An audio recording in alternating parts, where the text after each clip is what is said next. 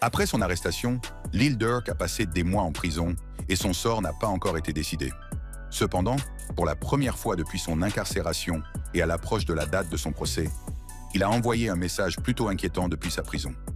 Il s'avère qu'un gang rival pourrait avoir des yeux et des oreilles dans sa cellule, rendant son séjour derrière les barreaux insupportable, ou est-ce l'inverse? Écoutons ce qu'il a à dire. Le message de Lil Durk depuis la prison. Selon certaines informations, le rappeur Lil Durk est actuellement en prison parce qu'il a été dénoncé par un membre de la OTF qui aurait porté un micro pour fournir aux agents fédéraux des informations incriminantes contre Durk. Mais si Durk a été pris au dépourvu par le mouchard de son camp, un récent incident d'autodénonciation a placé le rappeur en difficulté dans une position encore plus vulnérable qu'au moment de son arrestation. Après l'arrestation de Lil Durk en octobre 2024, on n'a plus entendu parler de lui jusqu'à ce qu'un de ses associés partage un clip audio le 15 novembre 2024 qui montre un appel téléphonique présumé de Lil Durk en prison. Au cours de cette conversation de 2 minutes, téléchargée par l'utilisateur d'Instagram 900brubru, Lil Durk a assuré à l'utilisateur qu'il était de bonne humeur malgré les preuves qui semblaient s'accumuler contre lui dans son affaire de meurtre pour le compte d'autrui. L'utilisateur a légendé le message « Je viens d'avoir mon frère Lil Durk au téléphone. Il est de bonne humeur, reste positif et se bat pour rentrer chez lui auprès de ses enfants et de sa famille. » Le message poursuit « Nous ne glorifions pas la négativité, nous sommes plus que des gars de la rue, c'est même un euphémisme. Nous sommes des hommes d'honneur et de code, quel que soit notre statut financier. Bro hit the main line with the rest of our kind. No PC. » Au cours de l'appel, Lil Durk a révélé qu'il était traité assez favorablement dans la prison et il a également précisé qu'il n'était pas détenu sous protection. L'utilisateur n'étant pas un compte Instagram populaire, le clip audio n'a pas attiré l'attention jusqu'à ce qu'il soit partagé à nouveau sur X, anciennement Twitter, par NoJumper. Sans surprise, dans les minutes qui ont suivi le partage de l'audio sur X, il a suscité une avalanche de commentaires de la part des fans, dont beaucoup s'interrogent sur les raisons qui ont motivé la publication d'un tel audio. Un utilisateur a écrit « Je me demande s'il sait qu'il est à nouveau enregistré SMFH ». Un autre a exprimé sa frustration à l'égard de NoJumper en écrivant « NoJumper continue de moucharder. J'emmerde toute cette compagnie, leur rat. » Une troisième personne a commenté « Ces gens sont bizarres. » L'inquiétude des fans à propos du clip audio vient du fait que ce sont les enregistrements audio d'un autre proche associé, qui s'est avéré être un informateur fédéral, qui l'ont mis dans le pétrin en premier lieu. La sécurité de Lil Durk, qui a révélé qu'il n'était pas en détention préventive, est une autre source d'inquiétude pour les fans après la publication de l'audio de la prison. Lil Durk est accusé d'avoir orchestré un meurtre pour le compte d'autrui qui visait le rappeur Quando Rondo et qui a finalement conduit à la mort de Lul Pab, le cousin de Rondo. Au cours des dernières semaines, il est également apparu que Lil Durk pourrait être à l'origine de plusieurs autres meurtres qui ne sont pas liés à cette affaire particulière. C'est pourquoi on craint de plus en plus que le fait de ne pas être placé sous protection ne le laisse à la merci d'Ops en quête de vengeance et déterminé à se débarrasser de Lil Durk. Pour de nombreux fans de rap, Quando Rondo est l'une des personnes qui, après avoir appris le statut carcéral actuel de Lil Durk, pourrait se sentir motivé pour essayer de se venger de l'assassin présumé de son cousin. Cependant, ce serait un revirement complet par rapport à la promesse de paix faite par Rondo quelques jours après l'arrestation de Lil Durk. Rondo a choqué les fans en octobre lorsqu'il a apparemment révélé qu'il n'avait aucun intérêt à poursuivre sa rivalité sanglante avec Durk. Lors de la promotion de son single Life Goes On sur Instagram, le rappeur a prêché le pardon et la positivité. Il a écrit « Nous ne sommes pas entrés dans l'industrie de la musique pour réussir à rester pris dans la merde de la rue. Nous avons tous des familles et des communautés qui comptent en sur nous. Il est temps de laisser tout cela derrière nous. » Le message mature se poursuit. « Nous avons déjà perdu tellement de choses et j'ai le cœur lourd de pardonner à tous ceux avec qui j'ai eu des problèmes dans le passé. C'est tout l'amour que j'ai pour vous. Je prie pour tout le monde. » De plus, dans le morceau Life Goes On, Rondo parle de la façon dont il laisse derrière lui le street beef et se concentre désormais sur la religion. Les jeunes nègres d'ici se battent pour la couleur d'un bandana. C'est pourquoi j'ai posé mon drapeau et j'ai pris un Coran, parce que la vie continue, dit-il en rappeur. Plus important encore, le signataire de Young Boy Never Broke Again a également laissé quelques mots pour son cousin décédé qui aurait été tué par des membres de l'équipe OTF de Lil Durk. RIP Pab, mon nigga est vraiment mort pour la guap. Lil Durk a été arrêté le 25 octobre 2024 dans le comté de Broward, en Floride, pour son rôle présumé dans la tentative de meurtre de Quando Rondo en représailles à la mort de King Von. Selon les rapports, Durk a été appréhendé alors qu'il tentait de fuir le pays après avoir appris l'arrestation de ses co-conspirateurs quelques jours plus tôt. Pour tenter de déjouer les forces de l'ordre, le rappeur aurait réservé 3 vols distincts le jour de son arrestation. L'un des vols devait se rendre à Dubaï via Doha, tandis qu'un autre devait partir du New Jersey pour la Suisse. Bien que les 2 vols devaient partir le 25 octobre, Durk n'est monté à bord d'aucun d'entre eux et a plutôt tenté de quitter Miami à bord d'un avion privé à destination de l'Italie. Malheureusement pour lui, il a été arrêté à l'extérieur de l'aéroport en Floride après que le service des douanes et de la protection des frontières des États-Unis ait alerté les autorités des activités suspectes de Durk. Durk a ensuite été inculpé de meurtre pour le compte d'autrui. CBS Chicago a été l'un des premiers médias à annoncer la nouvelle de l'arrestation de Durk et a révélé que sa détention intervenait quelques jours après que 5 membres de son équipe OTF aient été inculpés en tant que co-conspirateurs dans un complot de meurtre pour le compte d'autrui à Los Angeles, en Californie. Ces 5 associés sont soupçonnés d'avoir perpétré la fusillade du 19 août 2022 dans une station-service de Los Angeles qui n'a pas tué Rondo, mais a coûté la vie à son cousin Saviaya Robinson, alias Lulpab, âgé de 24 ans.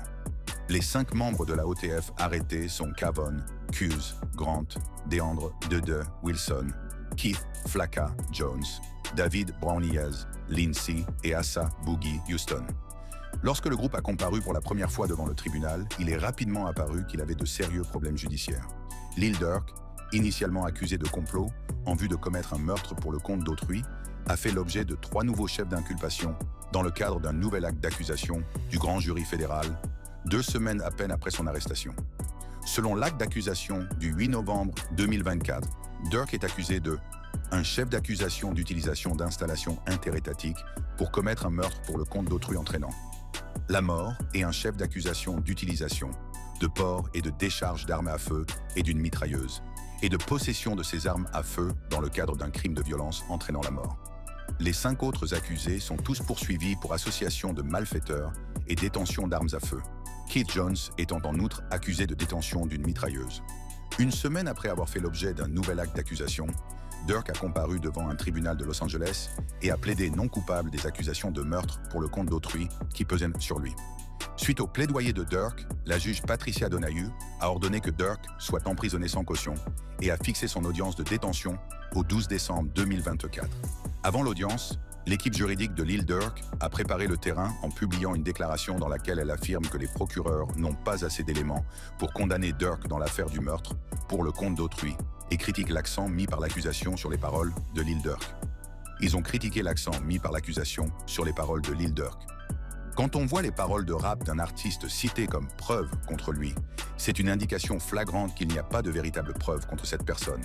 Les avocats de Lil Durk ont également souligné les activités philanthropiques que le rappeur mène depuis des années à Chicago par le biais de sa fondation Neighborhood Heroes, tout en insistant sur le fait que Lil Durk est impatient de se battre contre ces fausses allégations devant le tribunal. Malheureusement, la tentative de Durk de lutter contre les accusations portées contre lui devant les tribunaux a reçu un coup dur lorsqu'il s'est vu refuser une demande de libération sous caution lors d'une audience le 12 décembre 2024 à Los Angeles. Au cours de l'audience, les enquêteurs ont présenté un document datant d'avril 2023, selon lequel Durk serait à l'origine du meurtre, le 27 janvier 2022, de Stephen Mack, le chef présumé de la faction Smashville des Gangster Disciples. Ce violent incident aurait été commis en représailles du meurtre, en 2021, du frère de Durk, Dante Banks Jr. Bien que Lil Durk n'ait pas été officiellement inculpé pour le meurtre de Stephen Mack, l'enquête reste ouverte et fait partie des preuves utilisées par l'accusation pour faire valoir que Durk devrait rester en prison en attendant son procès.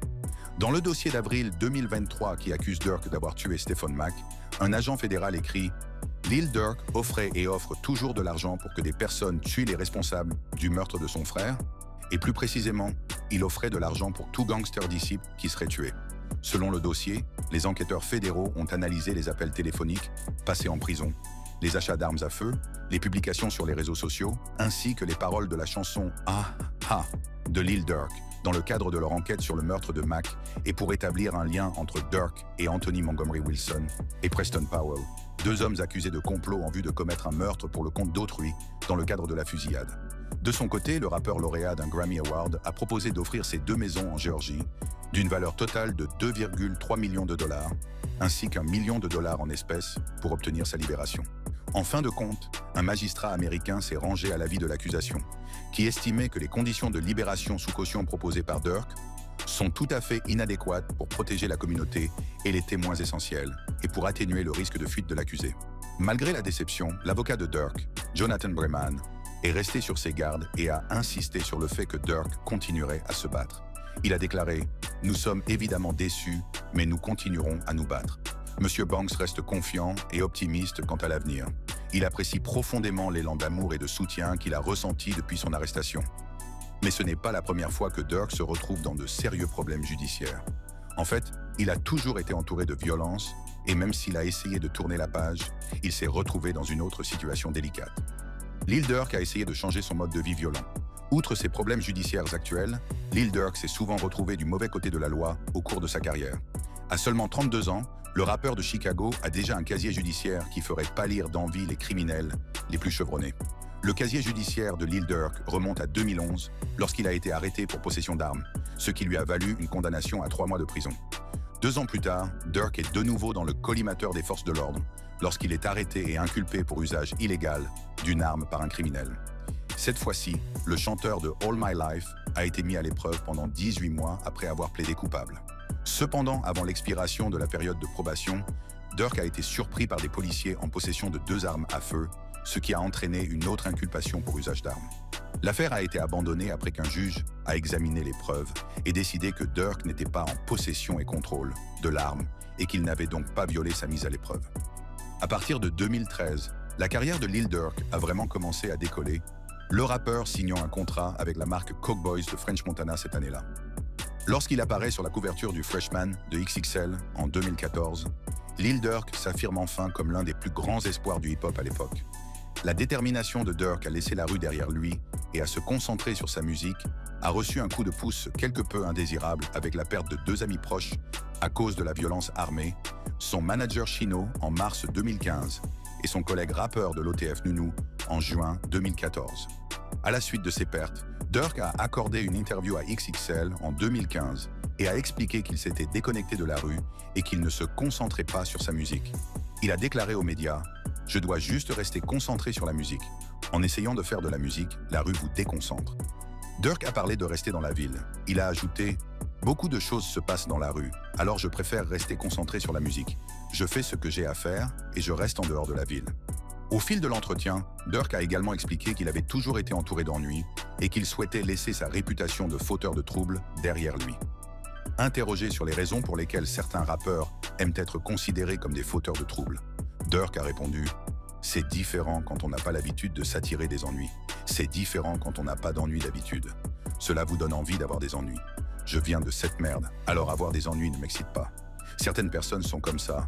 Ouais, je veux être dans le quartier. » Bien que Lil Durk ait réussi à rester à l'écart des problèmes pendant un certain temps, ses problèmes juridiques se sont aggravés en mai 2019 lorsque lui et le défunt rappeur King Von ont été accusés de tentative de meurtre, parmi d'autres chefs d'accusation découlant d'une fusillade non mortelle à Atlanta plus tôt cette année-là. Selon les procureurs, les 2 hommes ont volé et tiré sur un homme à l'extérieur d'un drive-in populaire d'Atlanta le 5 février 2019. Durk et Von se seraient enfuis avec une Jeep Cherokee et $30 000 en espèces. Après avoir passé des semaines en prison, Durk et Von ont été libérés contre des cautions de $250 000 et $300 000 respectivement. Les OTF ont ensuite été innocentés lorsque les charges retenues contre eux ont été abandonnées en octobre 2022. Lors de l'annonce de l'abandon des poursuites par la Cour supérieure du comté de Fulton, en Géorgie, le procureur Fannie T. Willis a déclaré « Les faits de cette affaire ont été examinés, et bien qu'il semble qu'il y ait eu une cause probable pour l'arrestation de l'accusé, la décision du procureur à ce stade est de ne pas engager de poursuite. » À ce moment-là, King Von avait déjà été tué lors d'une fusillade dans une boîte de nuit d'Atlanta le 6 novembre 2020. Cependant, il est resté fermement convaincu de son innocence tout au long de sa vie. En fait, Durk a également exprimé son innocence dans sa chanson « Turn Myself In ». Il crache « Regardez le juge, je ne peux pas regarder. L'État invente des mensonges pour sûr. Je suis un homme innocent pour sûr. C'est ce que c'est pour sûr. » Fausses accusations, pourquoi ces dénonciations? Lil Durk s'est servi de cette décision comme d'un tremplin pour lancer une version nouvelle et améliorée de lui-même.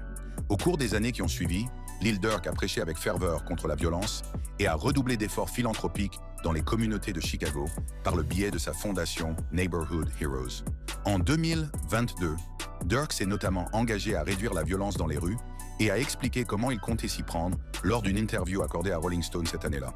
Au cours de l'entretien, le rappeur a affirmé que l'un des moyens de réduire la violence dans les rues était d'arrêter de citer des noms dans ses chansons ou de parler des personnes décédées. Le moment le plus marquant du revirement de Durk est sans doute celui où il a réaffirmé sa foi musulmane et dénoncé la vie dans les gangs en août 2024. Le rappeur n'a jamais caché sa foi islamique, mais au fil des ans, ses convictions islamiques ont été reléguées au second plan alors qu'il était connu pour ses infractions à la loi. Mais il semble que Durk ait achevé son revirement lorsqu'il s'est rendu sur Instagram le 18 août 2024 pour donner à ses fans des nouvelles de sa vie et de son état d'esprit. Tout en partageant une photo de lui portant un t-shirt blanc, il a écrit dans la légende « Ne me donnez pas d'autre étiquette que celle d'un homme, d'un père et d'un musulman à 1000%. The Voice ». Peu de temps après, le rappeur a repris sa story IG pour clarifier sa déclaration en donnant plus de détails sur son parcours religieux et sur la façon dont il entre en conflit avec la vie de gang.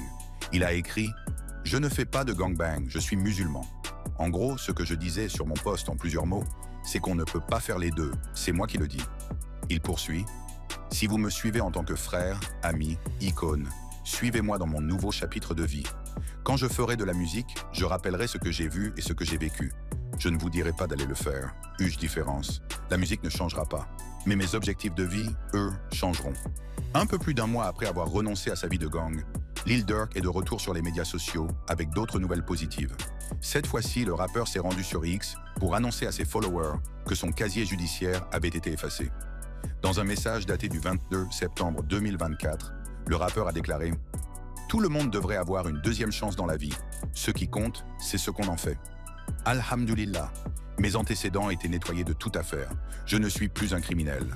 Merci du fond du cœur à te voici. » Alors que les fans débattent de la plausibilité des affirmations de Durk concernant son casier judiciaire, le rappeur a franchi une autre étape remarquable lorsqu'il a été honoré par le comté de Cook, dans l'Illinois, pour ses contributions à la communauté par l'intermédiaire de sa fondation Neighborhood Heroes.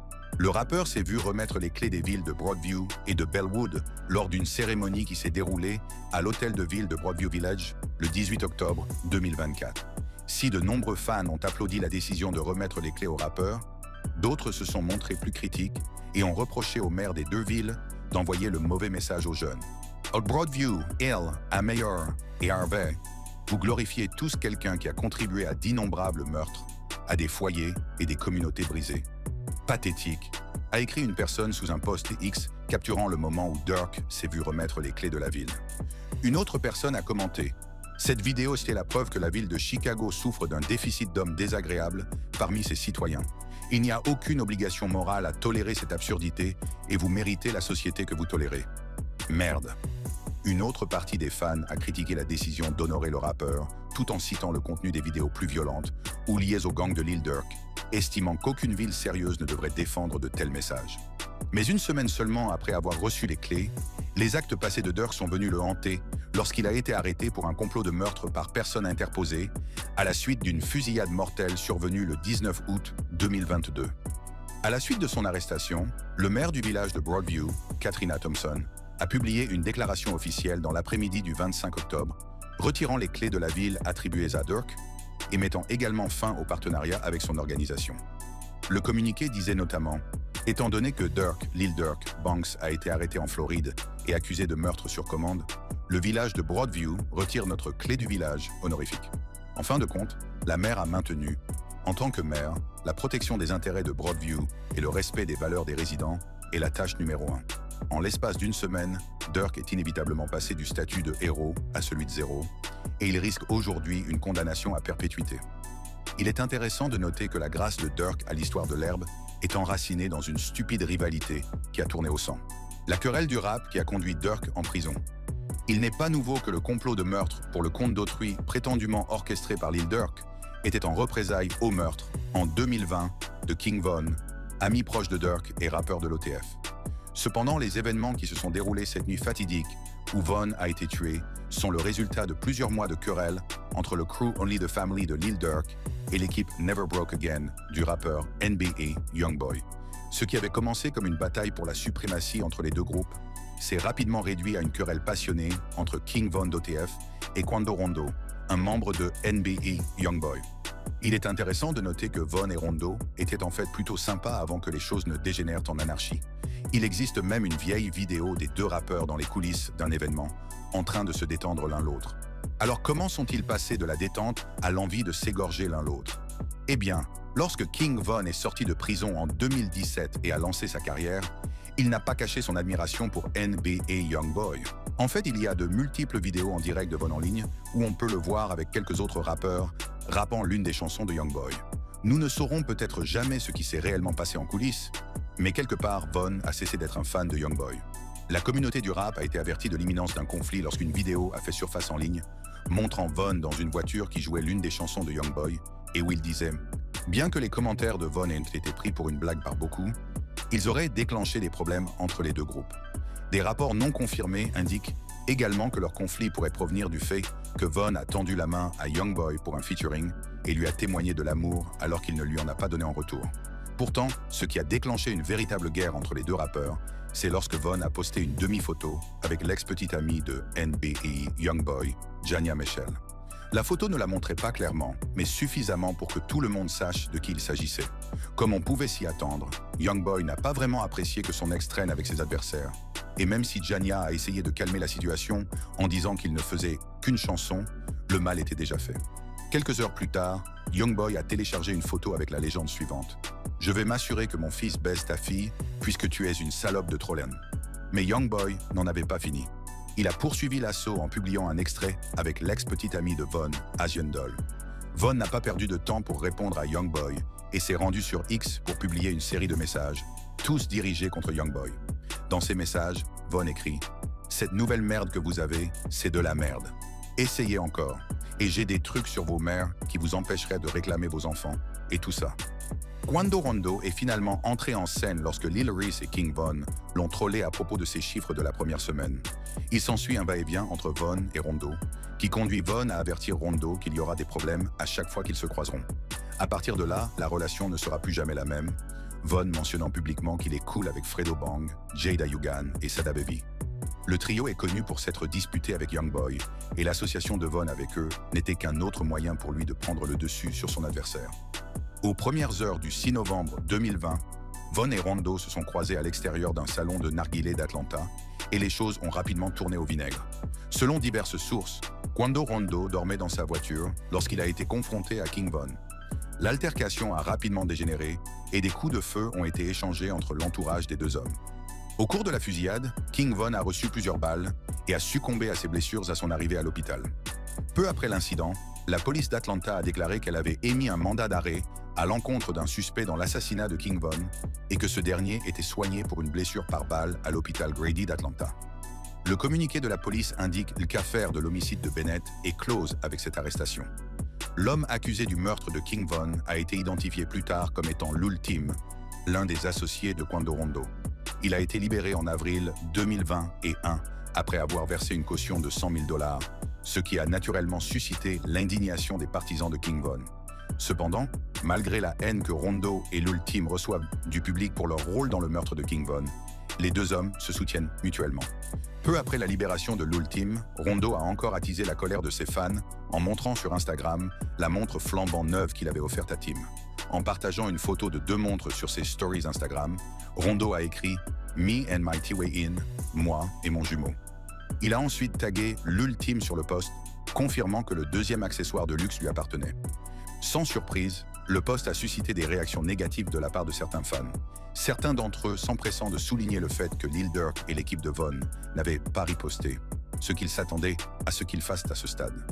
Une autre partie des fans a émis l'hypothèse que Quando Rondo ne faisait que gâcher Tim parce qu'il savait que Durk et son équipe de la OTF allaient bientôt donner un coup de marteau. Il est intéressant de noter que les accusations de meurtre contre Lul Tim ont finalement été abandonnées en août 2023 après que les procureurs aient trouvé suffisamment de preuves pour démontrer qu'il agissait en légitime défense la nuit où King Von a été tué. Mais cela s'est produit environ un an après que Lil Durk ait finalement répondu aux appels, de plus en plus nombreux de certains fans, pour qu'il dénonce les assassins de King Von. Selon les documents non scellés de l'affaire de meurtre pour le compte d'autrui de Lil Durk, le rappeur a mis en place une prime pour récompenser toute personne capable de tuer Quando Rondo en guise de remboursement du meurtre de King Von. Près de 2 ans plus tard, un complot s'est rapidement mis en place, les membres de l'OTF cherchant à gagner la prime. Le 18 août 2022, les associés de Dirk ont appris que Rondo séjournait dans un hôtel de Los Angeles. Ce jour-là, 5 membres de l'OTF, dont DeAndre Wilson, Keith Jones, David Lindsay, Asa Houston et un 5e suspect anonyme, ont quitté Chicago pour San Diego, puis se sont rendus à Los Angeles grâce à des fonds fournis par Dirk. Des enregistrements téléphoniques montrent que Dirk a envoyé un SMS à un associé chargé d'organiser les vols. Ne réservez aucun vol sous aucun nom impliqué avec moi. Une vidéo montre également que Dirk séjournait ce jour-là dans une maison de la vallée de San Fernando. Lorsque les 5 hommes sont arrivés à Los Angeles, ils ont rencontré Kayvon Grant, qui s'était rendu sur place à bord d'un jet privé. Ce dernier, membre éminent de l'OTF, leur a réservé des chambres d'hôtel, a acheté 4 masques de ski et s'est procuré 2 berlines de luxe pour la mission, comme l'indiquent dans les documents judiciaires. Grant aurait également fourni des armes aux hommes, dont une qui avait été transformée en mitrailleuse. Le lendemain, le groupe a suivi Rondo et Lil Pab au volant d'une Cadillac Escalade jusqu'à un dispensaire de marijuana de Los Angeles, un magasin de vêtements de West Hollywood, puis une station-service près du Beverly Center. Là, les hommes ont tendu une embuscade à Rondo et Lil Pab en leur tirant dessus à plusieurs reprises.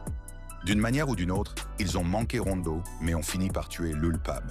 Selon les documents judiciaires, les hommes se sont ensuite rendus dans un stand de hamburger In-N-Out, où ils ont discuté du paiement avec Grant avant de prendre l'avion de San Diego à Chicago. 2 ans se sont écoulés après l'incident, et tous les hommes impliqués ont poursuivi leur vie en pensant qu'ils s'en étaient tirés à bon compte. À leur insu, un informateur de la police se trouvait dans les rangs de la OTF et aidait les autorités à rassembler les preuves qui allaient permettre de relier Lil Durk et ses co-conspirateurs à la fusillade mortelle. Le procès de Lil Durk devait commencer le 7 janvier 2025, mais il a été repoussé au mois d'octobre, l'accusation et la défense ayant convenu que l'affaire était si inhabituelle et si complexe qu'elle nécessitait plus de temps pour se préparer. L'accord entre les 2 parties n'est pas une surprise, étant donné l'importance de l'enjeu, Lil Durk et ses co-conspirateurs risquant une peine de prison à vie s'ils sont reconnus coupables des faits qui leur sont reprochés. Pour rester en contact avec les informations les plus récentes sur les potins et les nouvelles concernant votre célébrité préférée, cliquez sur la carte affichée à l'écran.